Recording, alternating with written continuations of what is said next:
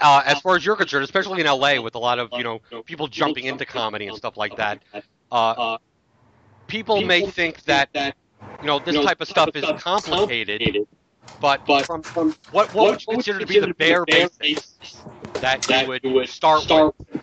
As far as someone that doesn't even, have a domain. I think that here's what I would say. I think that it can be when you're starting out, it can be very overwhelming, obviously, because there are so many social media tools. There's so many different things. You hear all kinds of stuff about, oh, you got to be on Twitter, you got to be on Facebook, you got to do this, you got to do that. I would recommend, starting small, thinking about, okay, forgetting the exact tools, figuring out like what do I hope to gain by the things that I'm doing, and maybe it's an email list. That anything I do, my number one goal is just going to be to get people's emails. And then I think you look at how you use, figure out what tools you want to use, and you can start one at a time, or you can only use one. And just, if you go into it, if you say, okay, I'm going to learn now how to use Twitter, and my goal at Twitter is to convert people from Twitter onto my email mailing list, that at least gives you a sense of, okay, well, now I know what I'm hoping to get out of this. Too often people just start using these tools and they don't really know what they're trying to get out of it. And then you usually wind up not getting anything out of it. Or they think about they're essentially, without realizing it, they're screaming into a void of space Yep. that no one's listening to, not understanding the platform. Right, and then they wind up getting frustrated by it and ultimately abandoning it, and it just doesn't work. Right, and I find, and although this sounds very businessy, because that's what you would tell a lot of businesses as a social media marketer, as far as I think there's more value in listening than in talking, because I've built most of my relationships on social networking and most of my meager following, if you would call it. I get indirect work out of it, but primarily through we're comedian. It just makes no sense. It just like it's so apparent to me that comedians on social networks, it's like I see so many comedians like, oh, what funny joke am I going to say? Right. What 140 character thing is funny that I could put on? What do we do on stage all the time? When we go, hey, what do you do for a living? Which is a cliched line.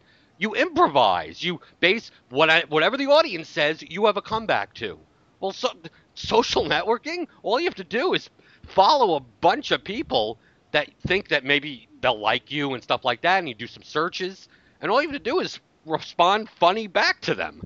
They're the ones shouting. They're like, hey, I'm taking a shit here, or whatever they post on Twitter. Whatever. Just like, I'm watching the next episode of Walking Dead or something like that, or whatever they're posting online. Hey, show that you're listening to them by replying back with a funny retort, and they'll be like, wow, someone's listening to me, and he's funny. Maybe I'll follow him back. Yeah, and I think that also ties into, one of the things that I believe is that there's been a big psychological shift in how people consume entertainment and how they consume comedy, and I think it really affects a lot of comedians, and they aren't necessarily aware of it. I think that one of the things that's happened, with the boom in social media and over the past few years, is that people, fans, audiences, civilians don't necessarily want to look at a comedian on a pedestal. They want to feel like they are equal to them. And I think that, especially with comedy, there's something very inherently egocentric about, I'm going to stand up here with a microphone and I'm going to say stuff and you're going to laugh at it because it's funny. And in some ways on Twitter, when you're just posting jokes, you're basically saying, hey, look how funny I am. And I think people have started to react really poorly to that. But the flip side is that if you are inviting them in, if you're having conversations with them if you're talking with them as opposed to at them, I think the rewards are huge, because it's not that they don't want to see you as a star, quote unquote star or celebrity or whatever you want to see. They just don't want to feel like you're better than them. So the fact that you're engaging with them and talking with them, they will love you for that.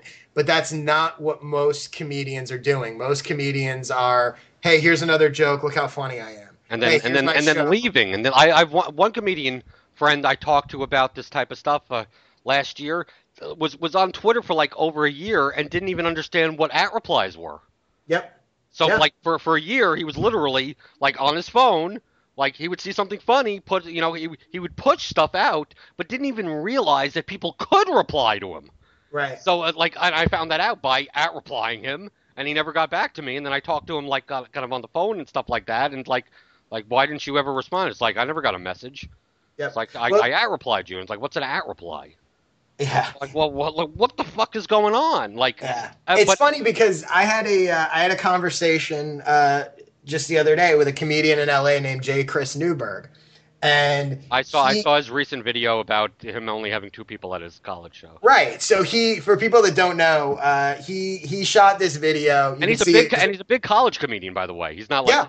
like Yeah. he's No. something. I do colleges, and sometimes 2 people show up. For him, like he's getting Yeah. paid like 16 times more than I did. I mean, he opened for Dane Cook on Dane's last tour. This was obviously an unusual occurrence, but he went to Cleveland State University. They had booked him for a show there. He showed up in a room. I don't know how many seats, but I would guess, at least a couple hundred. And there were 3 people there. And he had a flip cam with him, and he took a video out and shot a quick little video that basically, the opening, you just see him and he says, oh, you wouldn't, people wonder what it's like to be on the road and do college shows, and this is what it's like. And he turns the camera around and you see that there's nobody in the room. That video, I haven't looked recently, but I think it's gotten around 4,000 views. And I was talking to him about it, and he does lots of videos, and he's had videos that have done, hundreds of thousands of views, and he's had videos that have, done a couple hundred views.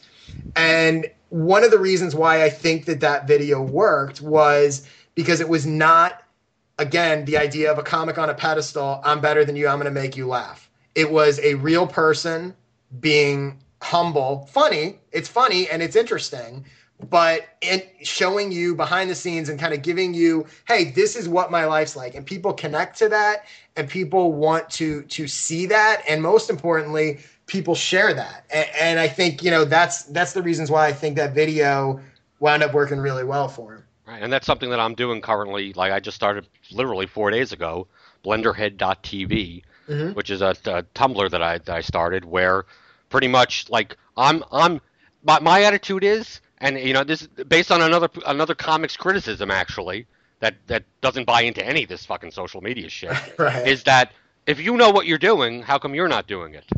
Right. And my point is that I'm looking to shift out of comedy, like comedy club comedy, and do more business, corporate stuff. That's why I'm in the marketing industry.